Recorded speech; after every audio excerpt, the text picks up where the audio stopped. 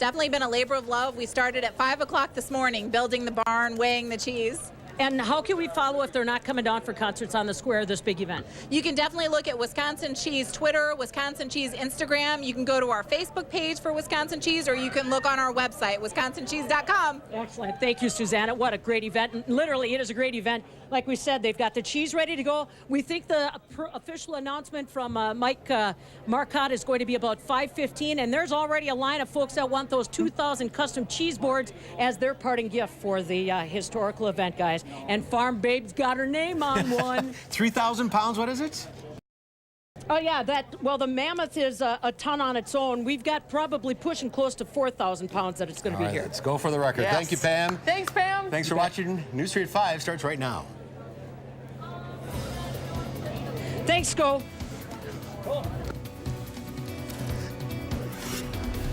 Right now at 5, consumers are seeing an increase in food alerts and recalls, how it's affecting those of us in Wisconsin. Businesses in Sun Prairie are starting to open back up after the fatal explosion. We'll have a live report from Salvatore's. And the primary election less than 2 weeks away. What the Democratic candidates for governor are saying about the subject of education. This is News 3 at 5. Thanks for staying with News 3. Another warning is added to the list of many food alerts and recalls this summer. A number of these recent outbreaks are affecting Wisconsinites. The latest, an alert for salads and wraps bought at Trader Joe's, Kroger, and Walgreens. Amanda Quintana is here with more on why it seems like we're seeing so many of these recalls this summer. Yes, well, the list just keeps growing on the foods that you need to look out for. Although it seems like a lot, public health officials say this isn't too much of an increase, and hopefully the cyclospora parasite we are seeing so much is just seasonal. Raw turkey, McDonald's salads, even Honey Smacks cereal. The list goes on. These are just some of the 13 CDC outbreak investigations happening for salmonella and a parasite called cyclospora. It's really hard, if you're eating in a restaurant or you're eating something that's pre-washed, you don't wash it again, and it's hard to say if that would really even be helpful. Dane County has been home to a fair share of illnesses because of these products, one from salmonella and Honey Smacks, and 8 people of the at least 172 Wisconsinites from veggie trays sold at Quick Trip contaminated with cyclospora, something we're seeing more during the summer. When there are these national outbreaks or recalls, we might have 1 or 2 cases. This one was so regional. Quick Trip is a really regional chain. 8 cases was a lot for us. We usually have just 1 or 2 cases of cyclospora reported in a year. The latest warning for salads and wraps sold at Trader Joe's and Walgreens that could have the same parasite, and symptoms don't go away as quickly as salmonella. You can have symptoms starting a week later, and then you would have more liquid stool, and that's when you would worry because it would be persistent and you would want to come into the doctor. Unfortunately, no food is risk-free. Even crackers like Ritz and Goldfish are being taken off the shelf. Experts say this might seem like an increase in warnings, but it could be because of advances in lab testing. Dr. Diana Flint says you shouldn't be worried, but it's important to pay attention to each food linked to these contaminations and throw out or return any food recalled, even if no one has gotten sick. They are in a plant that they make a whole different type of foods that are all pre-prepared, and if one specific area gets contaminated, then it spreads everywhere else. We're learning more about the possible source of salmonella in Goldfish and Ritz crackers. A whey powder produced in Blair, Wisconsin is an ingredient in those snacks. The company AMPI tells News 3, although none of the whey powder tested positive, other products in the company did, so that's why the products are being recalled. But it's really not just meat and veggies that you have to look out for. It's everything like crackers, too. Right, when it's processed food like that, it's a little And you don't think about it with crackers. You would never think Goldfish. Right. All right. Amanda, Thanks, you very Amanda. much. Police are investigating a shooting in Beloit. That's according to a tweet from the Beloit Police Department. Officers are asking people to avoid the area near the 700 block of Oak Street. The road is closed from St. Lawrence Avenue to Roosevelt Avenue. This is a developing story. We'll continue to bring you the very latest at channel3000.com. All right, let's get a look at the weather now. Gary Canalti joining us. He's in the Weather Center. Gary? Well, you know, a lot of people are watching the weather closely for the last concerts on the square tonight. I'm optimistic that they should be able to get it in with little or no rain. Now, let's start out by taking a look at visible cloud track. You can see thunderstorms developing over northwestern Wisconsin and a little cluster of storms in north central Iowa. Ahead of that, just some light showers and maybe an isolated thunderstorm. But the Storm Prediction Center does have a marginal risk of severe weather, mainly north and west of Madison for this evening. Now, as we take a look at Doppler track, you can see where the lightning is. A little bit of lightning north and east of Madison, but more to our north and west, and that's right in the vicinity of a cold front. So right now, things are pretty quiet in the short term. Just a couple of light showers moving in from the west, and the future Doppler track over the next 3 hours shows the better chances for showers and thunderstorms probably arriving here in Madison after about 9 or 10 o'clock tonight. That would be good for concerts on the square. Low temperatures this morning started out mainly in the 50s. Here in Madison, we dropped to 59 for the overnight low temperature. Right now, we're at 80 degrees with temperatures in the upper 70s where there's a little more cloud cover to the north and west, and generally in the middle 80s to our south and to our east. Temperatures will fall to the lower to middle 60s by early tomorrow morning. The threat for showers and thunderstorms will probably end, but we could see some patchy fog overnight. Tomorrow will be cloudy and cooler with just a slight chance of showers. High temperature at 72. That's your first alert forecast. All right, thank you, Gary. Thousands of people gathered to honor the life of a Milwaukee police officer killed in the line of duty. A memorial service for Michael Michalski was held this afternoon at the Assembly of God Church in suburban Oak Creek. Park crews have placed large U.S. flags around the grounds ahead of the internment. The 52-year-old officer was shot and killed by a suspect as police tried to make an arrest a week ago. A person has died in Milwaukee County related to the use of synthetic marijuana. The Wisconsin Department of Health Services says it is the first confirmed death in the state linked to the use of fake pot, also called K2, spice, or Scooby snacks. Officials say Wisconsin has seen 45 cases, 37 of them confirmed just since March in Dane, Milwaukee, Outagamie, and Rock counties. A Dubuque man has died from injuries he sustained in a motorcycle crash in Lafayette County. Deputies say it happened on Saturday in the 7,000 block of County Road F in Fayette Township. 67-year-old Dennis Hartke was taken by helicopter with life-threatening injuries. Yesterday, the Lafayette County Sheriff's Office was notified that Hartke died as a result of the injuries he sustained in the crash. Students are helping spread awareness about the dangers of distracted driving. Leave your phone alone until you get home. That's the message in a new public service announcement that you'll soon be seeing on your television. Middle school students at the Indian Community School of Milwaukee created the anti-distracted driving television ad. The message is especially addressing teenagers, as officials say roughly 13 distracted driving crashes happen every day across the state. I believe their message is going to save lives and is going to have a significant impact in future driving behavior. The Wisconsin DOT says in Dane County alone, there have been more than 10,000 distracted driving crashes over the past 5 years, which killed 19 and injured more than 3,600. A staple of Sun Prairie is opening back up this afternoon. Salvatore's has been closed in the weeks following the fatal explosion. Amy Reed is there now live to show us how business is starting to pick back up. Amy? Yeah, they flipped the open sign just over an hour ago, and we talked to some of the people that were first in line here. They said they just had to be back here on reopening night to support a business that's really been so supportive of the community. Now, a lot of the staff here, it's their first night back. They said it's a little weird to be back, but not quite as weird as it was to be gone in the first place. Now, Patrick, the owner, said that he's so grateful for the community supporting him through all of this, and the Chamber of Commerce told us earlier that's really what we need to do to return to normal, is come back down to these businesses that are reopening and help them out, help them return to normal, and that's what these people here are doing. I'll go ahead and send it back to you. Yeah, they want to serve you, so go frequent those businesses. Amy, in Sun Prairie tonight, thank you. Thank you, Amy. It's the start of a 5-day sales tax holiday in Wisconsin. The holiday allows you to buy a lot of your school clothes and school supplies sales tax free.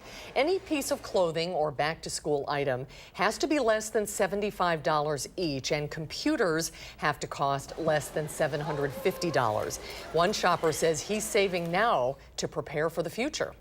I need to save as much as I can next year for college, because I am going to be in so much debt probably afterwards, and I have to make sure I just work all during the summer just to get as much as I can.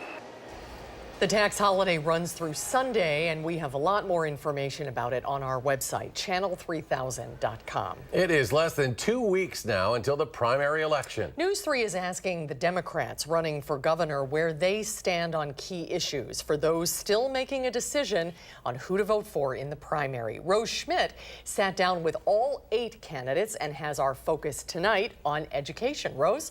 That's right. This is one of the top priorities for all of these candidates, especially because Governor Scott Walker has said recently in ads that he's the education governor. We asked the candidates running for the Democratic nomination about both higher education and K-12 school funding.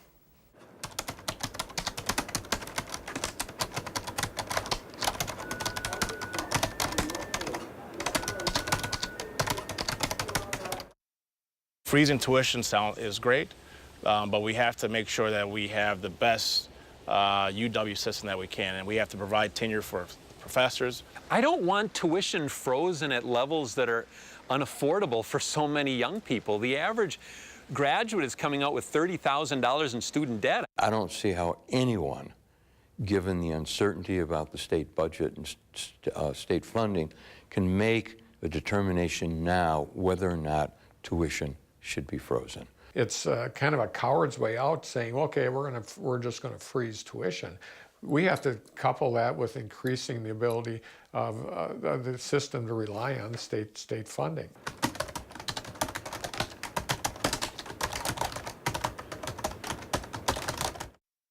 We have to have a new formula for state funding for our public schools. It has to be built on a formula that's based on population and household income, not on property values. We're making sure we're having a significant increase in funding for kids with disabilities. We've froze that for a decade. We can no longer afford to do that because it pits kids against each other. I would pass a constitutional amendment that will require the state to pay 2/3 of all the school districts' budgets across the state, and then we would fully fund education once and for all. We've got to change the school funding formula so that the money going to schools is more based on student need, not just property value.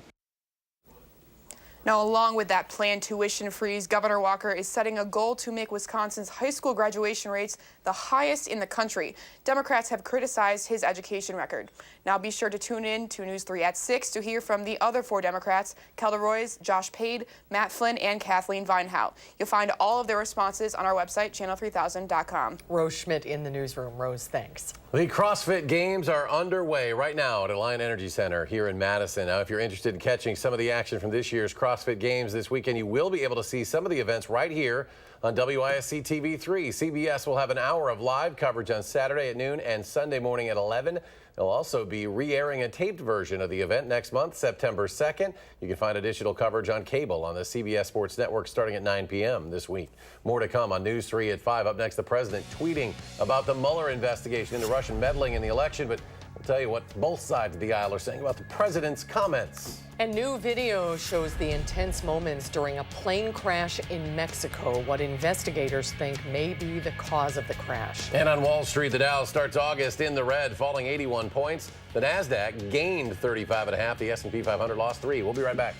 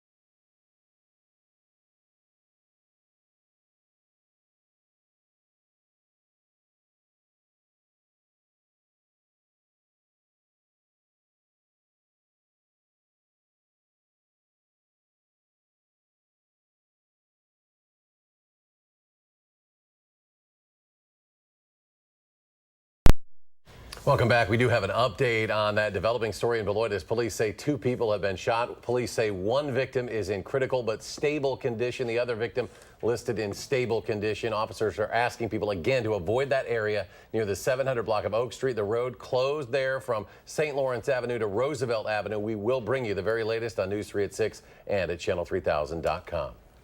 President Trump is calling for an immediate end to the Russia investigation. And President Trump's frustration with special counsel Robert Mueller's investigation once again spilling over to Twitter. The president tweeting today, quote, "This is a terrible situation and Attorney General Jeff Sessions should stop this rigged witch hunt right now before it continues to stain our country any further." Sessions cannot end the Russia probe because he has recused himself from it. Both Republicans and Democrats on Capitol Hill say the president should not try to pressure anyone to cut off the special counselor's work. I don't think the investigation should be shut down. I think it should be completed. That's just ridiculous. I mean, if the president is innocent, he should act like it, and he should cooperate with the Mueller investigation, have it go through to its logical conclusion, and then have his name cleared. Administration staffers insist the president is just expressing an opinion, not giving an order. Prosecutors continued calling witnesses in day 2 of the trial of President Trump's former campaign manager, Paul Manafort. The most surprising development today was when prosecutors said they may not call Richard Gates. He is Manafort's former business partner and deputy Trump campaign chairman. Manafort is charged with bank fraud and tax evasion in connection with lobbying work he did for Russian-backed Ukrainian politicians. But his attorneys blame Gates for setting up offshore accounts and failing to disclose earnings to the IRS. The trial is expected to last 2 weeks. The Los Angeles County District Attorney says a woman came forward late last year alleging multiple incidents from the late 1980s involving Les Moonves. A partially redacted document shows a Jane Doe claimed to have encountered Moonves through employment in the television industry. The, quote, multiple incidents of assault were alleged to have occurred in 1986 and 88. A New Yorker article laid out allegations by 6 other women who claim Moonves sexually harassed them. After a meeting on Monday, the CBS board announced it is, quote, in the process of selecting outside counsel to conduct an independent investigation and did not put Moonves on leave. Investigators in Mexico are working to determine the cause of an Aeromexico jet to crash. The plane suddenly slammed back down on the runway. It burst into flames, but all 103 passengers and crew survived, although officials say most suffered minor injuries.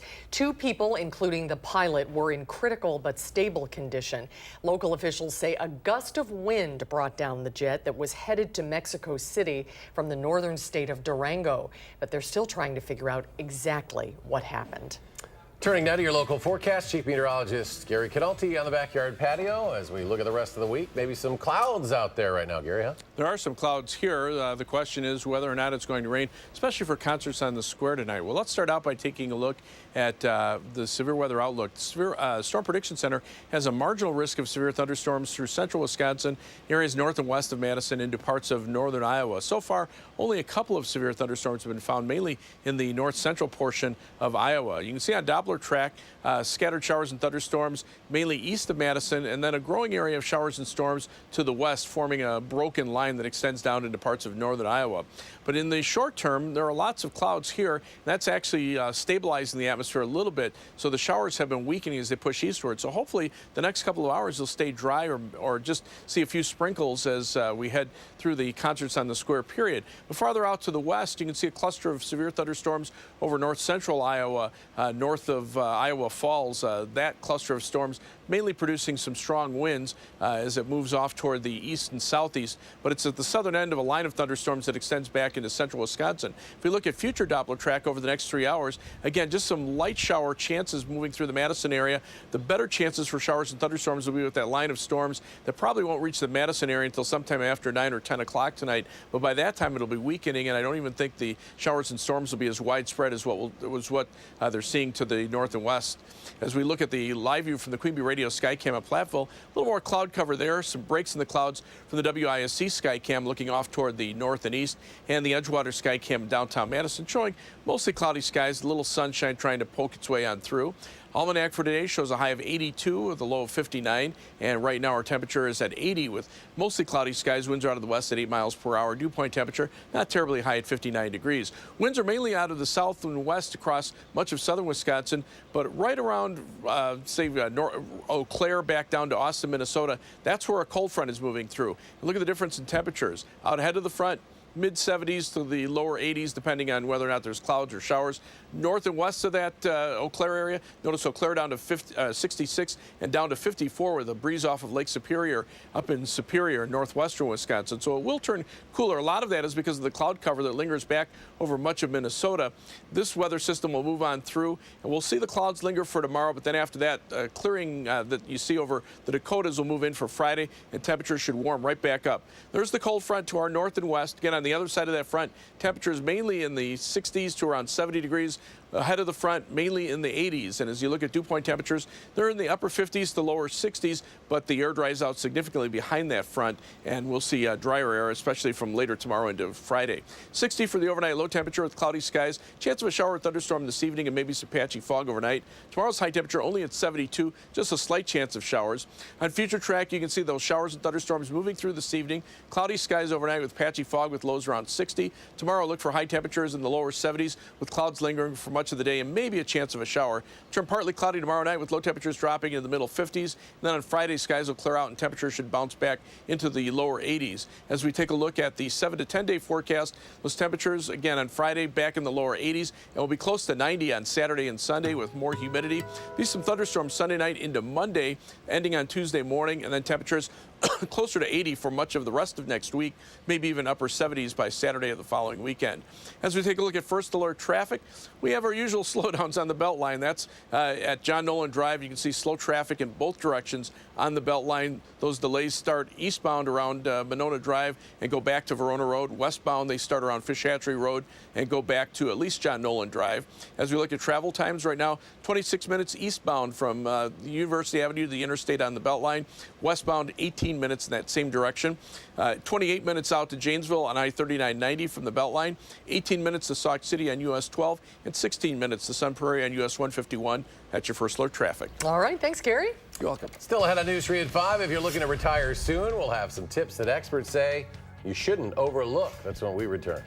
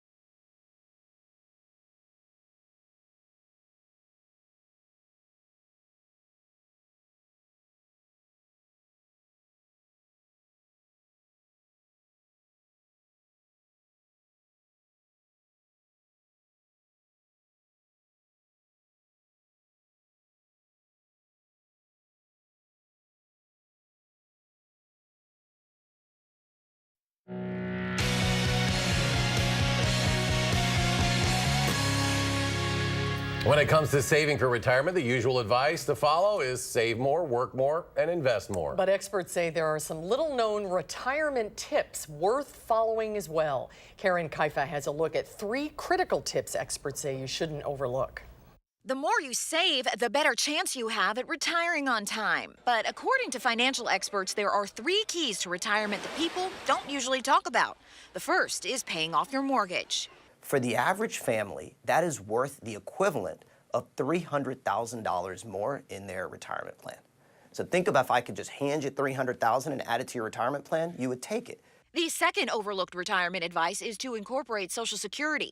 Experts say it should still be part of your planning, despite concerns about whether or not it will be there or whether the government can still fund it. For most people, it's about 60% of their retirement expenses. So if I'm getting a check for Social Security for life, and it's covering 60% of my expenses, that's meaningful. And 3, forget the number. Stop worrying so much about the dollar amount you want to hit before retirement. Instead, experts say focus on pouring 20% of your gross income into retirement, whether that's going into an IRA, 401k, or index fund. If you can get there at 45, you will be on track to retire by 65. You will be on track. You can get there. You have to have the wherewithal to say, okay, I'm going to do it. For Consumer Watch, I'm Karen Kaifa. And we'll have another check of your forecast when we return.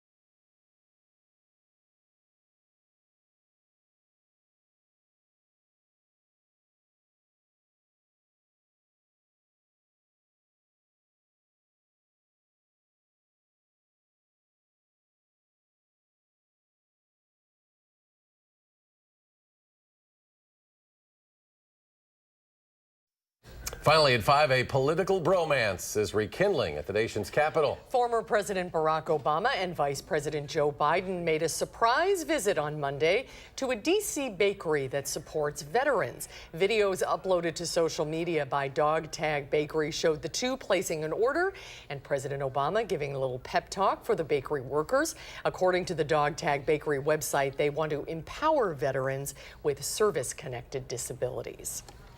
And we go to Chief Meteorologist Gary Canalti rejoining us. Final check of the forecast. Some scattered showers and thunderstorms out there. A little bit of a break, though, in between. So hopefully concerts on the square will be able to get in without a problem. Otherwise, look for a cooler day tomorrow and then a warm-up for the weekend and then tolerable temperatures for much of next week. August is here.